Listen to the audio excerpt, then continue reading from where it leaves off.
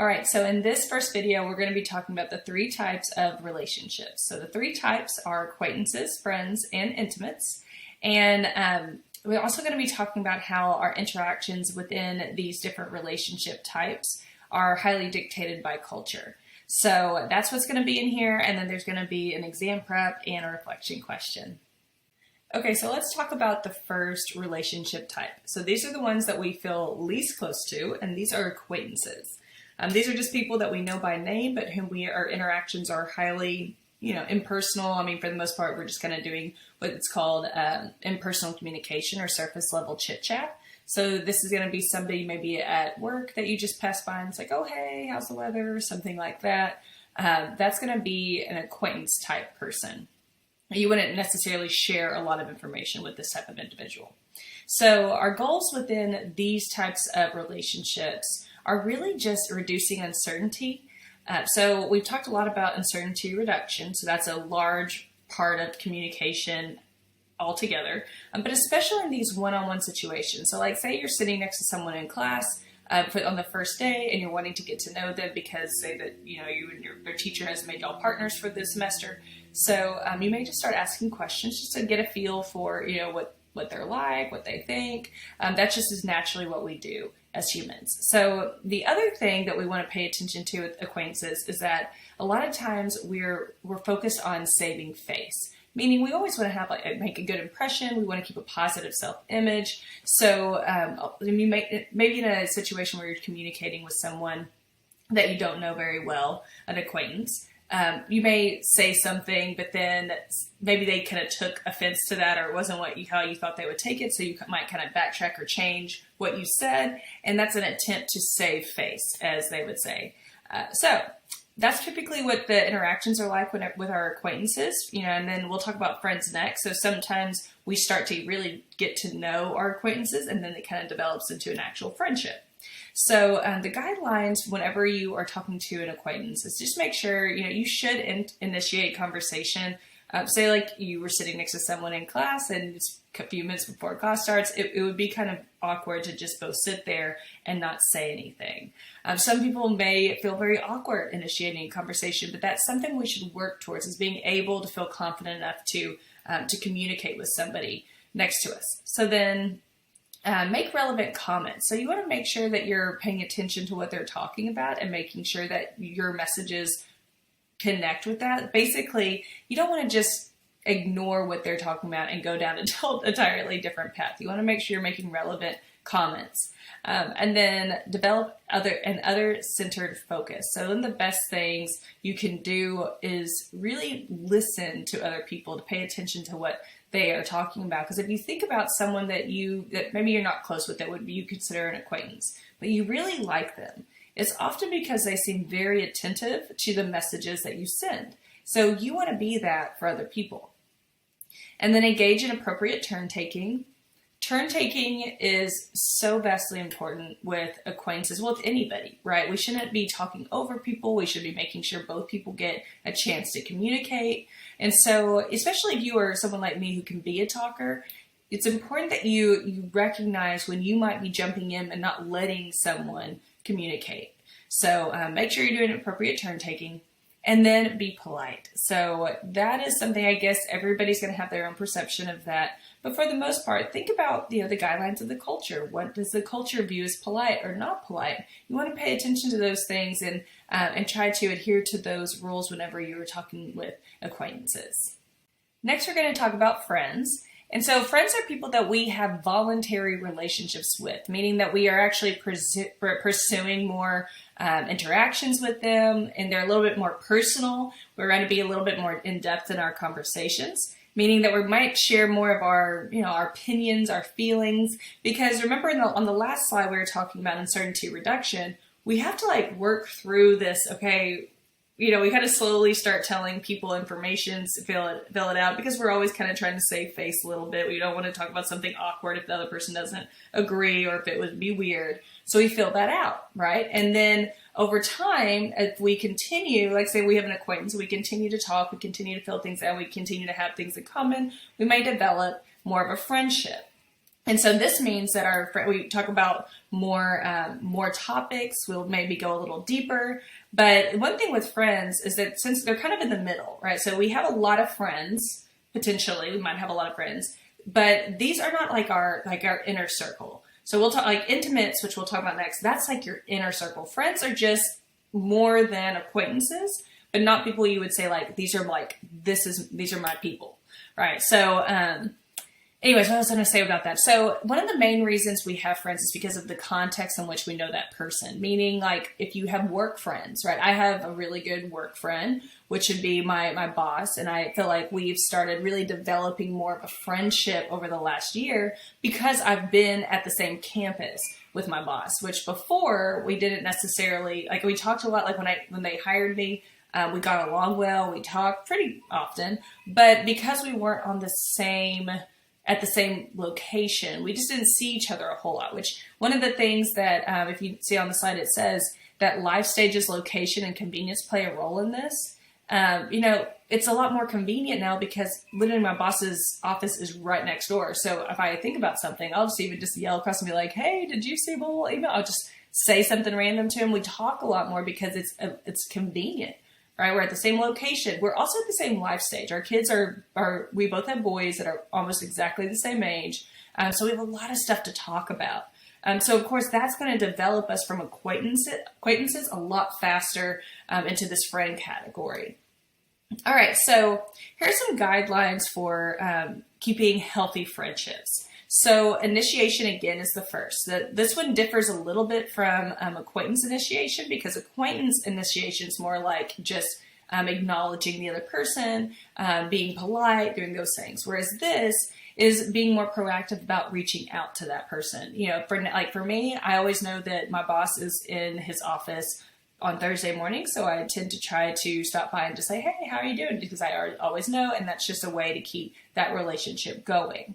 So you want to be proactive, reach out. One of the main reasons why friendships fizzle out is because maybe you change life stages, maybe you're different locations, maybe you moved away, or you no longer see them because you're not in high school anymore, and that's really the only reason why you were friends in the first place. It's just a matter of location and convenience. So if you really want a relationship to continue, you need to be proactive about reaching out to that person because, like I was saying, relationships fizzle out when we stop communicating. That's the main reason why, if I say, think of a friend that you're like, oh yeah, and I haven't talked to that person in a long time. I wonder how they're doing. And it's not that anything bad happened. They probably just kind of drifted because y'all stopped communicating. All right, so then we want to work on responsiveness, meaning that we want to be good listeners and we want to be responsive when someone reaches out to us. We want to be able to make sure they can count on us in that regard. I was not always the best listener growing up. I feel like that's something I've really worked on. But I realized at one point that my relationships, even my friendships, could not be as deep as they could be because I wasn't being a good listener. All right, then self-disclosure. We're going to start talking about self-disclosure in a minute, but self-disclosure is the number one key to interpersonal relationships, meaning that the exchanging of information about yourself with another person is what draws you together. The more you feel comfortable sharing with someone, the closer you're going to feel to that person. If you never share anything with anybody, you're not really, you're never going to feel really close to them. You're never going to develop a deeper friendship or connection. So that's an important part. Self-disclosure, listening when they self-disclose to you, but also being an emotional support. So you want to be there for them whenever they need you. Friends need support. I mean, that's often why we have friends, is to fill that emotional need that humans have, to feel connected, to feel loved. So if somebody's reaching out to you about something going on in their life, it's important that you're there to support them. And then conflict management. So one of the most powerful things that we can do in relationships to make them have a positive communication climate is handling disagreements or conflict in a healthy way. So we're going to talk more about that in chapter 8, but it's something that we want to be aware of. I mean, you don't always have to look at something like if you have a disagreement, because disagreements are going to happen. That doesn't mean you have to butt heads. It means that you could try to understand things from each other's perspectives. It's important, obviously, to ask for forgiveness when you need to, and give forgiveness whenever it's necessary. So those are the 5 guidelines. Let's go on to intimates. The last relationship type is intimates. So these are our closest personal friends whom we share a high degree of interdependence, commitment, disclosure, understanding, affection, and trust with. So by interdependence, it means that you're doing life together. When I think about my friend Holly and I, whenever I lived in Northwest Arkansas, she lived here and I lived there. We were always very close. She's always been one of my best friends. But now that I live here and, we're together, we see each other regularly, our kids hang out a lot, there's a level of interdependence that has really made our friendship truly an intimate, close friendship. So intimate doesn't have to mean romantic. Intimate just means that these are like your inner circle people that you feel closest to. So intimates could be people like my kid.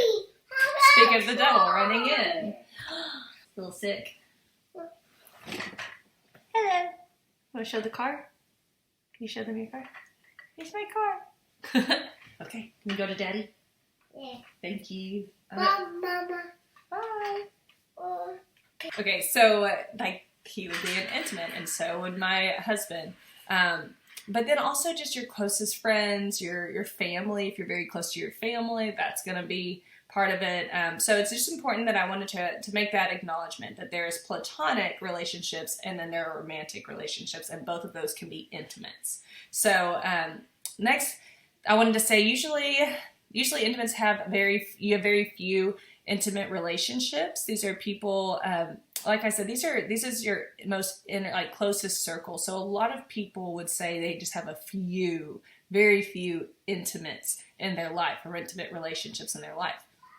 But the health of the communication in these relationships are a great predictor of our life satisfaction and our emotional well-being. Meaning, if we have negative communication climates in our intimate relationships, we're going to be affected by that. And that's why healthy communication patterns are incredibly important. So these relationships can sometimes be demanding, but they are, when they're healthy, these are what help us have a good physical and mental health about us. It also provides a sense of safety, security, and confidence. There's an aspect of, I don't know if y'all have heard of Maslow's hierarchy of needs, but when we think about people's needs, there's physical needs, and then there's safety needs, and then there's emotional needs. These intimates, if they are healthy relationships, then that's going to help your emotional state, which is going to help your self-confidence, which is then going to let you reach your greatest potential. So these relationships are really important, and that's one of those things that I always try to say. You want to think about, who are the people I'm allowing closest to me? Are they good for me? Are they healthy? And if not, do I need to think about if I want to let them be that close of a person to me? One of the things that intimates have to be built on are trust. So placing confidence in the other person, and it requires a level of risk. You can really think sometimes that you can trust somebody, and sometimes that doesn't work out. That's just the hard truth. But, then there are some relationships that you can, and you just have to take that risk, because that's part of being a really close, being close with somebody, is having to give some confidence to them in them, and just have to deal a little bit with the risk of possibly they could break your trust. So guidelines. So for intimates, you're just going up a level from friendship, right? It's upping it a bit. Not only do you need to be responsive, but you need to be dependable. You need to be someone they can count on, that they know if they called you, that you're going to be there for them, that you're going to respond to them. I went through a place in my life, I lost my late husband, and it was hard for me sometimes because I wasn't very responsive to people, and I feel like it kind of hurt some of my relationships just because I wasn't in an emotional state to be able to do that as well as I should have. But I've noticed that once I was getting better emotionally and I was able to start really reaching out to people again, the more responsive I was, the better those friendships became. So being responsive and dependable, important. You also want to be collaborative, meaning you want to be able to work things out with each other, be able to see things from different points of view. You want to be faithful to one another. Whether that is you want to be somebody that they know, but if it's a romantic partner, they aren't going to cheat on you. If it's a platonic friend, then you can just trust them. You can tell them that they're going to be faithful, keeping their word on something. and you want to be that for them as well. And then you want to be transparent. So that's something that in order for you to truly be a close relationship, you have to be transparent with feelings, with your thoughts. You have to be willing to be vulnerable and open. And then lastly, you have to be willing. You have to be willing to put forth effort, because sometimes people need love in different ways than what we're used to giving. And you have to be willing to try and understand and do that for them. So intimates are the people that really have an impact on our well-being. So, it's important that we always take a look at that and make sure that people are treating us the way we should be treated, but also we are treating them the way they should be treated. Next, we're going to talk about culture's influence on intimacy. So just a reminder, intimate relationships can be platonic or romantic. And so when we think about intimate relationships and how does culture really influence this?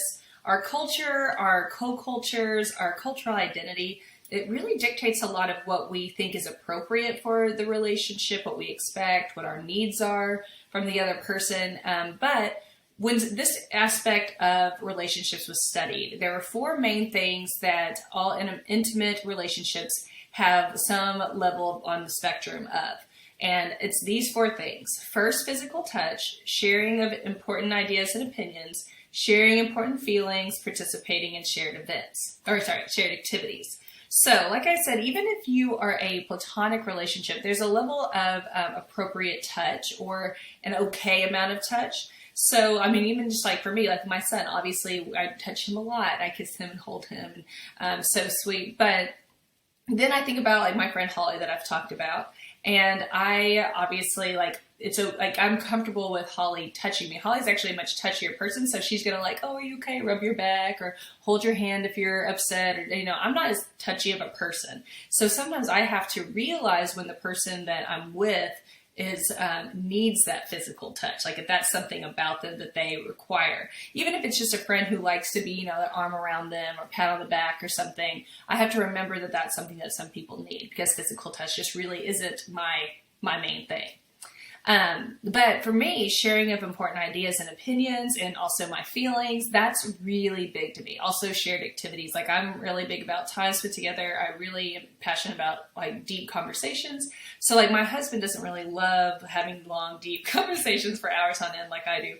But he tries, and he has learned to try to, talk about things with me as much as he can. So those are things that we do in our relationships. And I've given you an example of an intimate, like a romantic intimate partner, and then also a platonic partner. So again, going back to the cultural identity part, how you view yourself, like all the co-cultures that create your cultural identity, that is going to have a big influence on whatever you view as appropriate, or what you the norms that you follow for these four areas. So that's something that I would pay attention to. Like, what aspects of my culture, like the norms of my cultures that I'm a part of, how did they influence my needs in an intimate relationship, regardless if it's friendship or romantic.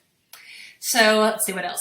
Intimacy develops norms, and then also, as you in a relation, like somebody develop and you become say you and a friend become best friends, that's one of your intimate relationships, you would count that.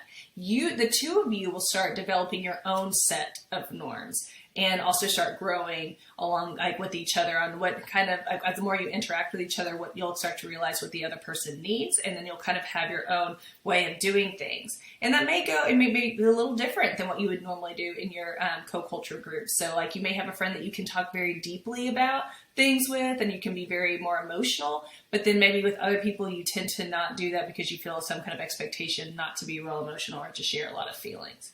So all right, so the one thing, though, that after being researched, that researchers have found is that as the world's becoming more connected, before it was very, obviously different for cultures.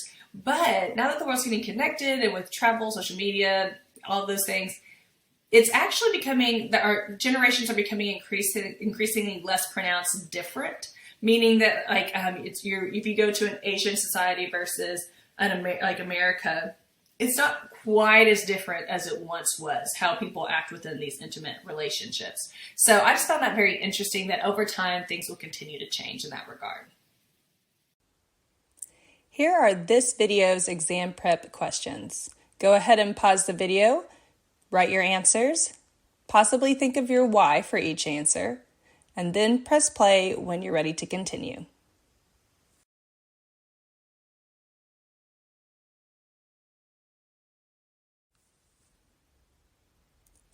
Now for your reflection question. Pause the video and answer, and then press play to end the video.